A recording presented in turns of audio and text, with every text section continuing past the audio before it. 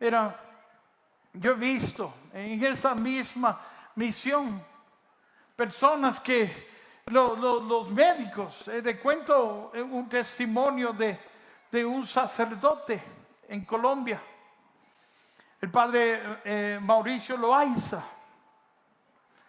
Él es de Colombia y en una misión que tuvimos allá, el Señor en la oración dio una palabra de conocimiento y decía que ahí había alguien que había sido infectado por el virus del VIH, pero que el Señor lo estaba sanando en ese momento. Seguimos orando y surge otra palabra, y la palabra dice, y aquí hay una persona que su anhelo era de ser sacerdote, pero sus caminos se le cerraron. Pero Dios hoy está abriendo caminos nuevos para que puedas llegar a cumplir con esa misión que Dios te ha dado. ¿Qué sucede? Este sacerdote desde pequeño jugaba hasta de niño de ser sacerdote. Y ya cuando iba a entrar al seminario, días antes, cumpliendo años, sus primos que no querían que él fuera sacerdote, que entrara al seminario, pues buscaron la forma de sacarle eso de sus pensamientos. Y para celebrar su cumpleaños se lo llevaron. Y lo llevaron a un prostíbulo. Y lo obligaron a tener relaciones con una prostituta. Lo que él llama que fue su única experiencia, su primera y su última experiencia con una mujer. Salió de ahí llorando y incluso de una fue a confesarse porque sentía que había defraudado a Dios. ¿Qué sucede? Que entra al seminario. Y en el seminario el obispo manda a los seminaristas a donar sangre. Y él donó sangre. Y estando en el seminario, de repente lo llamaron a la oficina del rector. Y le dan la noticia que la sangre de él había salido positiva con el virus del VIH. Se hizo otra prueba y salió positivo de nuevo. ¿Qué sucede? Que ya no podía estar en el seminario y lo sacaron del seminario. Dice que ese fue el dolor más grande que él había tenido. Su sueño de repente de ser un sacerdote se terminó en ese momento. Y le dio depresión y llegaron pensamientos negativos de él hasta de quitarse su vida. Y un día su mamá, que es muy creyente, muy católica, tenía la emisora del Minuto de Dios de Bogotá, Colombia, emisora católica. Y nosotros teníamos una misión programada para ese fin de semana y toda la semana empezaron a poner predicaciones, enseñanzas.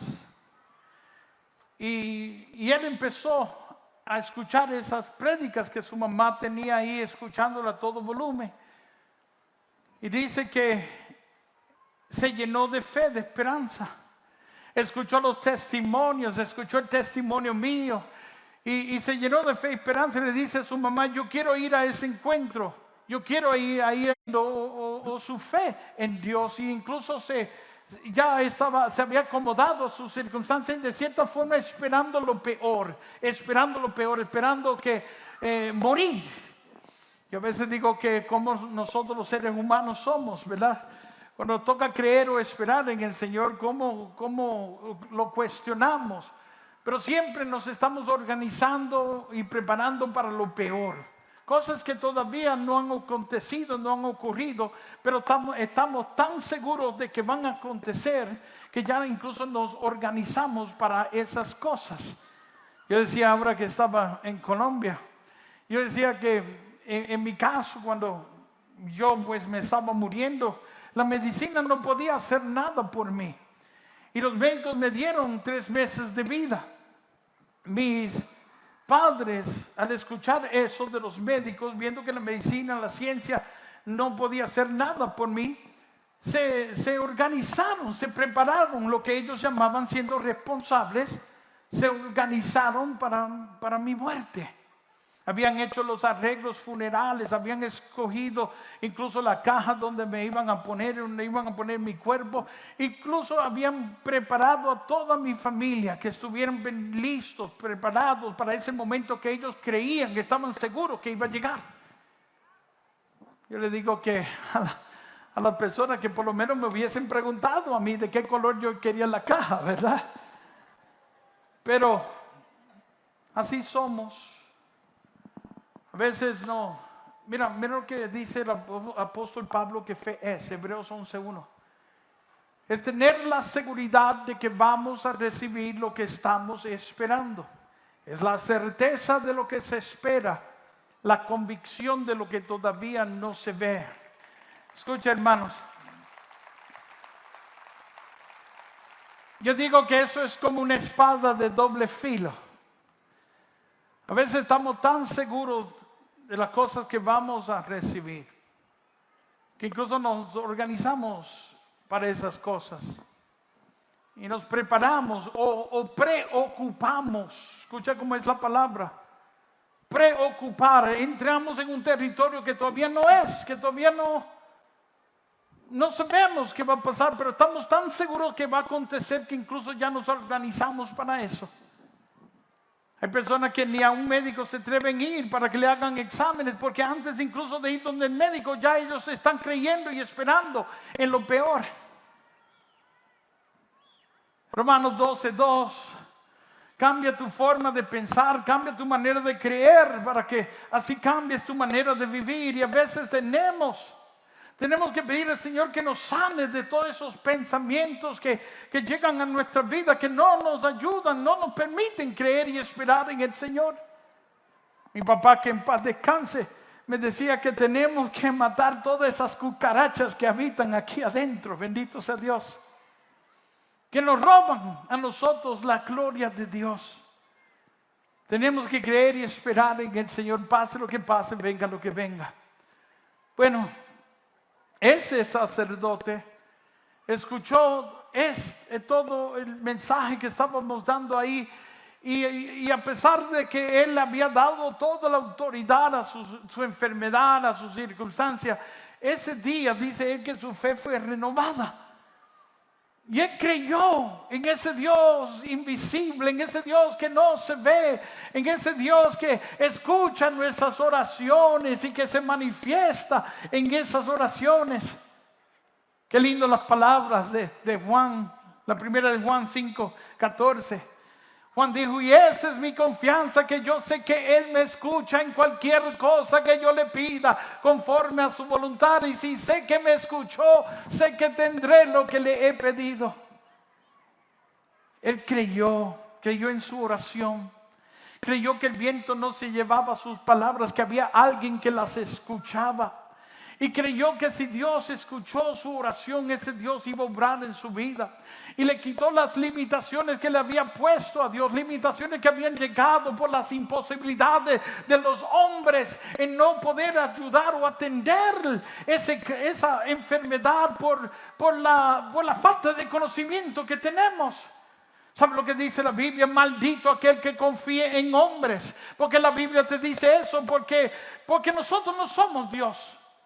Y si ponemos nuestra confianza en hombres, mi querido hermano, tarde o temprano vamos a descubrir las limitaciones que tenemos todos los hombres. Yo no soy Dios. Yo no lo puedo todo. Yo no lo sé todo y yo tampoco puedo estar en todas. El único que es omnipotente, que lo puede todo, que es omnisciente, que lo sabe todo y omnipresente, que está en todo y en todo lugar, es Dios. Jesús dijo en el Evangelio de San Marcos capítulo 11 versículo 22 que tenemos que tener fe en Él, en Dios. Le dijo a los discípulos, tener fe en Dios, versículo 23, porque de cierto les digo que cualquiera que diga a este monte, quítate y échate al mar, y si no dudare en su corazón, pero creyese en lo que dices, eso que tú dices será hecho. Versículo 24, todo lo que tú pidas en la oración, creyendo que ya tienes, es lo que Dios te concederá. Versículos poderosos, y todos comienzan con nosotros teniendo fe en Dios. Mis oraciones serán escuchadas, mis montañas serán movidas. Sí, mi querido hermano, sí tenemos fe en Dios. Él creyó. Se fue de ahí creyendo que el Señor lo había sanado. Fue a la semana y se hizo las pruebas de nuevo. A las semanas fue a buscar el resultado. Y para sorpresa de los médicos, cuando miran los resultados, decían negativo. Volvieron a hacerle otros exámenes por si acaso había algún error. Sí.